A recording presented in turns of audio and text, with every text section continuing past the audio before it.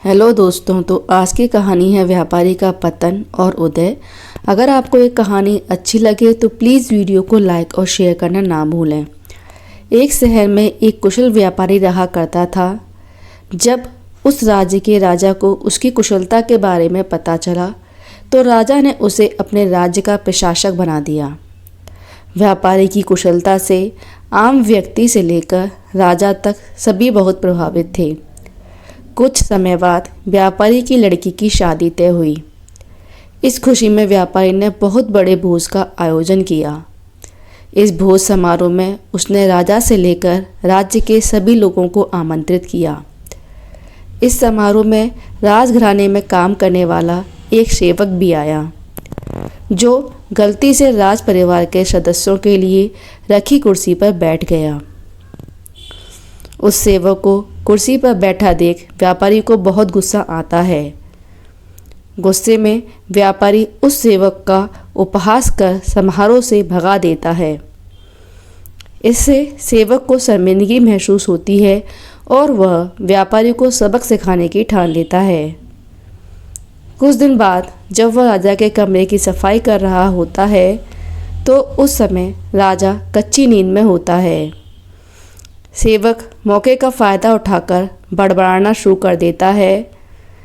सेवक बोलता है, व्यापारी की इतनी हिम्मत जो रानी के साथ दुर्व्यवहार करे।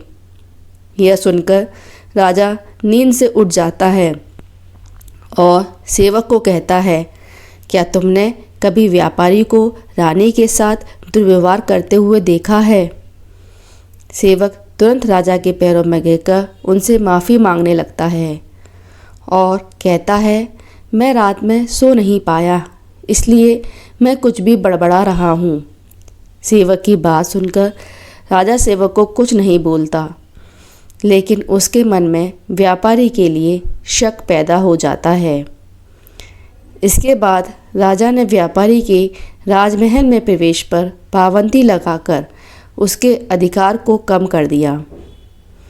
अगले दिन व्यापारी किसी काम से राजमहल में आता है तो उन्हें पहरेदार दरवाजे पर ही रोक दिखते हैं। पहरेदार का यह व्यवहार देखकर व्यापारी को आश्चर्य होता है।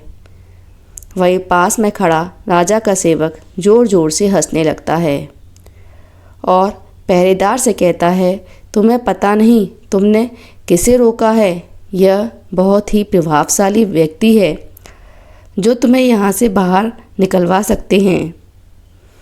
इन्होंने मुझे अपने भोज समारोह से निकलवा दिया था। सेवक की इन बातों को सुनकर व्यापारी को सब समझ में आ जाता है और वह उस सेवक से माफ़ी मांगता है। साथ ही वह उस सेवक को अपने घर दावत के लिए आमंत्रित करता है। व्यापारी ने सेवक को बड़े विनम्र भाव से भोज कराया और कहा कि उस दिन जो भी किया वह गलत था। व्यापारी से सम्मान पाकर सेवक खुश होता है और कहता है, आप परेशान ना हो, राजा से जो खोया हुआ सम्मान आपको जल्दी वापस दिलाऊंगा। उसके अगले दिन राजा जब कच्ची नींद में होता है तो सेवक कमरे की सफाई करते हुए फिर से बड़बड़ाने लगता है और कहता है, हे भगवान, हमारे राजा इतने भूखे होते हैं कि गुसल खाने में स्नान करते हुए खीर खाते रहते हैं। इस बात को सुनकर राजा नींद से उठकर सेवक से क्रोध में कहते हैं, मूर्ख सेवक, तुम्हारी इतनी हिम्मत कि तुम मेरे बारे में ऐसी बात करो। राजा के क्रोध को देखकर सेवक पैर में गिरकर माफ़ी मांगता है और कहता है, महाराज, रात को मैं ठीक तरीके से सो नहीं पाया, इसलिए कुछ भी बड़बड़ा रहा हूँ।